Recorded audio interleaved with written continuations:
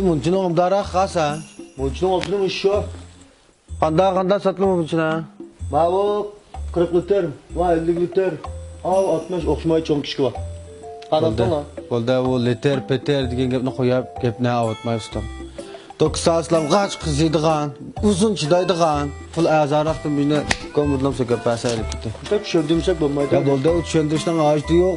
G'ach chidlam qizsiz bo'ldi, umid degan. Gapni avutmay g'ach to'ksa bizni. G'ach işidigan pul azar. Tokçayın kılam ilonlar ateş. Qaysanız hocumurları nerede görmez? Hocumurlarını hocumur has intidar sağlığında görmüzde. Yücek mi gömüt kemiğe ya? Bayağı bir sana küçüklerini aldırmaya görürsün de he. Harus bizde iş namını mıydı? Hocumur. Kasa g'azab Ahmet va kasa. Kasa. Ahmet lazım mı kasa? Ahmet lazım mı? Ahmet lazım mı? Ahmet alam la. Ya ben demem la. Bu bir işten çapandık Ahmet lazım mı? Ojo. Ve ne kağa Ahmet loğutu bu? Koşan Ahmetli bu. Ahmet şu 7. ayda Ahmet ete qaysan. 8. aydan bağı çıkıp qo'yib 3. ay chiqdi ham uchchilik bo'ldi ham bu. Qanda satla, nechidin satla. Alqaltak so'rab жүріп kilolab satdik. Nechidin ba'ling berni? Bu sanab satgan tuxum emas ustam. Kilos nech pol? Kilos 5 pol. 3 kilo alim 10 kilo berem la. Ya ana bagnomay.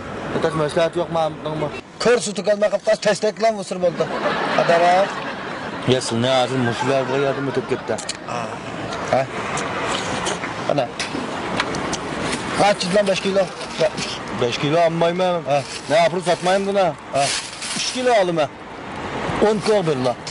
15 koy. 10 koy. Qaysan ma Ahmet'le madara saklamak mı asa emas. Köylü ma üzürme yapakla kaysla yegenike buldu asa. Ya ben şimdi Ahmet saklısı mı diyeyim? Kandak kula. Ha kışlığı kulak gittim Ahmet. 3 kilo 10 kilo bir ben onu. Ya. 2 kilo apkasıra 10 kilo bir yapımız beğenmeyemez ma. Ahmet hazır ma bazad ma bıcık Ahmet de ma o ma tükep gitti ma Ahmet. Müşahede sokak tosurum tırla özür kılarla. Qaysan ma kasa. Şunu bir 2 kilo kömem yapmak dikenler ha.